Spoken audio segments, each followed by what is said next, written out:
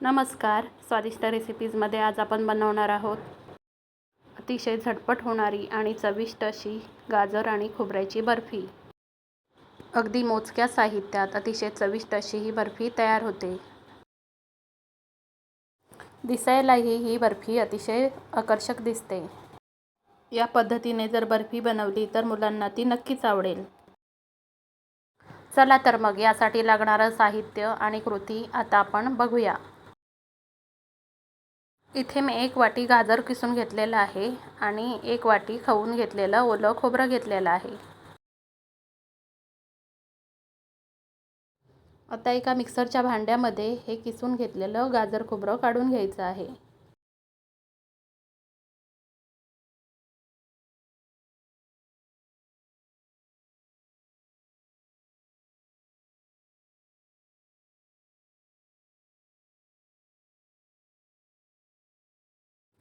आता याच्यामध्येच 1 वाटी साखर घालायची आहे.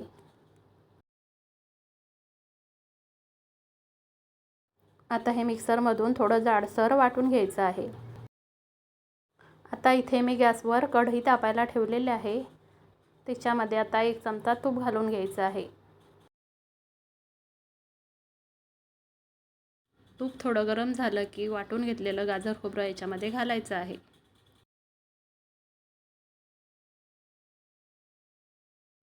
आता हे गाजर खोबरं तुपामध्ये 2 ते 3 मिनिटे चांगलं परतून घ्यायचं आहे.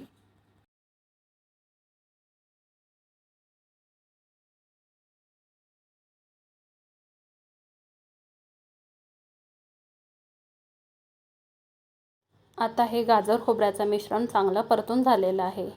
आता याच्यामध्ये मी अजून पाऊण वाटी साखर घालणार आहे. एकूण आपण याच्यामध्ये पावणे 2 वाट्या साखर वापरलेली आहे. साखरेचं प्रमाण तुम्ही तुमच्या आवडीनुसार कमी जास्त करू शकता. आता या मिश्रणामध्ये 1 वाटी दूध घालायचं आहे आणि हे मिश्रण व्यवस्थित ढवळून घ्यायचं आहे. आता या मिश्रणाचा घट्ट गोळा होईपर्यंत आपल्याला हे मिश्रण सतत ढवळत राहायचं आहे. याच्यामधली साखर विरघळल्यानंतर हे मिश्रण थोडं अजून पातळ होतं आणि नंतर हे मिश्रण पुन्हा घट्ट व्हायला सुरुवात होते.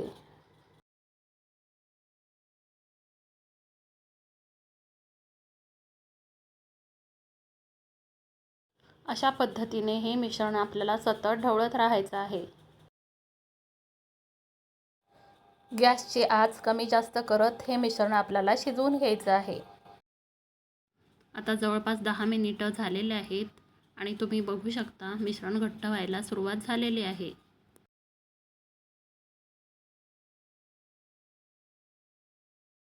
आता हे मिश्रण ढवळणं आपल्याला अजिबात थांबवायचं नाही आहे, नाहीतर मग हे मिश्रण तळाला करपू शकतं. आता हे मिश्रण घट्ट होत आलेलं आहे. आता याच्यामध्ये अर्धा चमचा वेलची पावडर घालायची आहे आणि हे पुन्हा मिश्रण आपल्याला व्यवस्थित ढवळून घ्यायचं आहे.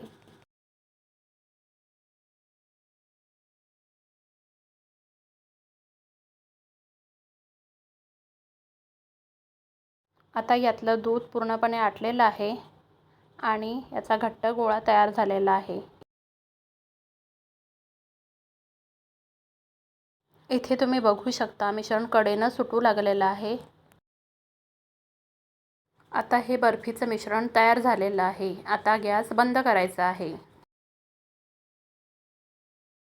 आता इथे एका प्लेटला मी तूप आधीच लावून घेतलेलं आहे. त्याच्यामध्ये आपल्याला हे मिश्रण काढून घ्यायचं आहे. इथे झाऱ्याला लागलेलं मिश्रणसुद्धा मी काढून घेणार आहे. आता हे मिश्रण खूप गरम आहे, तर एखाद्या चमच्याने आपण हे मिश्रण असं प्लेटमध्ये पसरून घ्यायचं आहे. इथे एका वाटीला मी तूप लावून घेतलेलं आहे आणि या वाटीच्या साहाय्याने आपण हे बर्फीचं मिश्रण व्यवस्थित पसरून घ्यायचं आहे.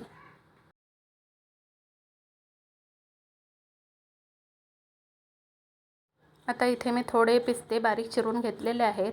आता ते या बर्फीवरती व्यवस्थित पसरून घ्यायचे आहे.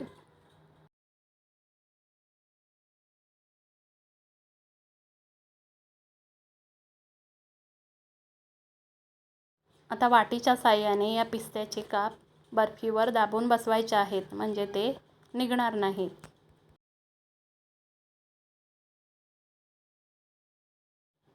आता हे थोडं कोमट होईपर्यंत आपल्याला असंच ठेवून द्यायचं आहे. हे मिश्रण थोडं कोमट असताना त्याच्या वड्या कापून घ्यायच्या आहेत.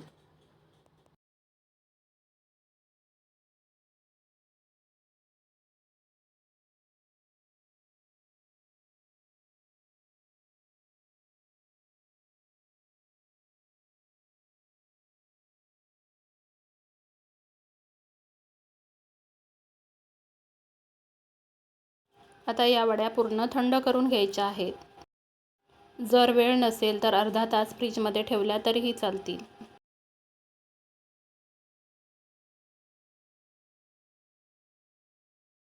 आता या वड्या आपण काढून घेऊया. तुम्ही बघू शकता या वड्या किती आकर्षक दिसत आहेत. त्याचबरोबर चवीलाही या वड्या खूपच छान लागतात. लहान मुलांनाही ही बर्फी नक्कीच आवडेल. रक्षाबंधनला बाहेरून मिठाई आणण्यापेक्षा झटपट होणाऱ्या या बर्फी तुम्ही नक्की करून बघा. आणि जर तुम्हाला माझी ही रेसिपी आवडली असेल तर व्हिडिओला लाईक आणि चॅनलला सबस्क्राईब नक्की करा.